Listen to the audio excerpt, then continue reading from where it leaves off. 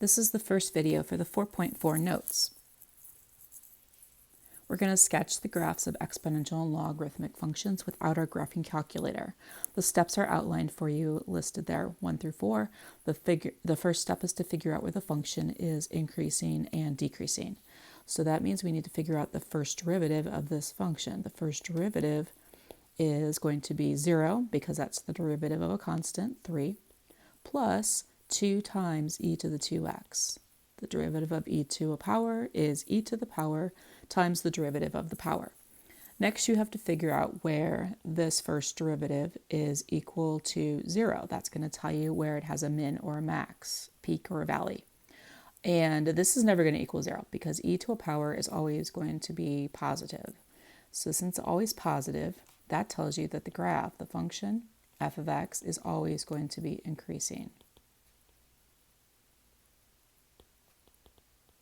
Okay. The next step says figure out where the function is concave up or concave down and has inflection points. That has to do with the second derivative, f double prime of x. F double prime is going to be 2 times, and then the derivative of e to the 2x is 2 e to the 2x. This is 4 e to the 2x. This is always going to be positive, no matter what value of x you substitute in to this function, because e to a power is always a positive quantity. It's never going to be 0. Therefore, this function, f of x, is always concave up.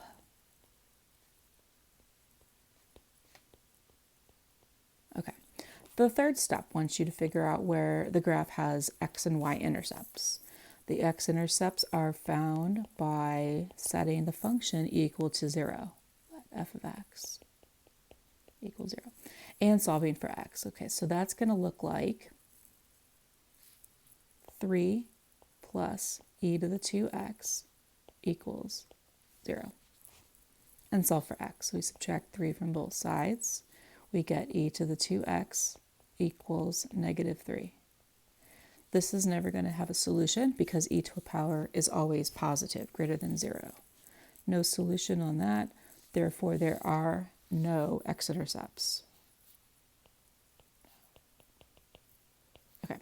Next, we need to figure out the y-intercept, if there is one. So this is where we let x equal 0. Okay. And so now we have the expression f of 0 equals 3 plus e to the 2 times 0, which is 3 plus e to the 0. Anything to the 0 power is 1. 3 plus 1 equals 4. So the y-intercept is at 0, 4. The next step wants you to figure out the vertical and horizontal asymptotes.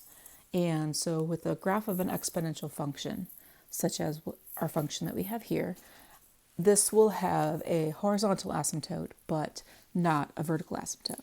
So to figure out the horizontal asymptote, we want to figure out what happens on the left side of the graph and the right side of the graph. That's the end behavior.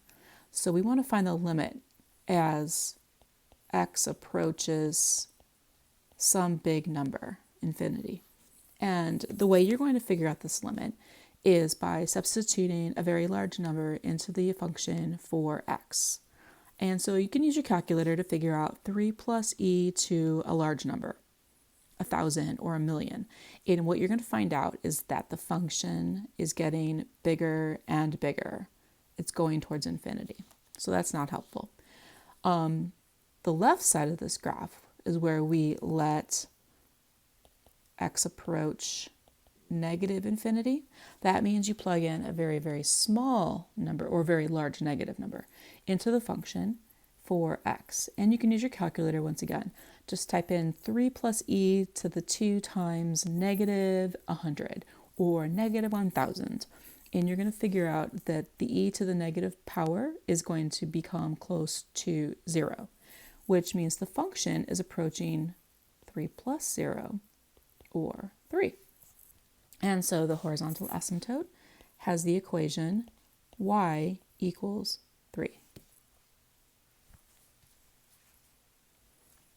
Next, we're going to put all this together and we're going to sketch the graph of this function. So we found out that there is no x-intercept, that the y-intercept is at 0, 4.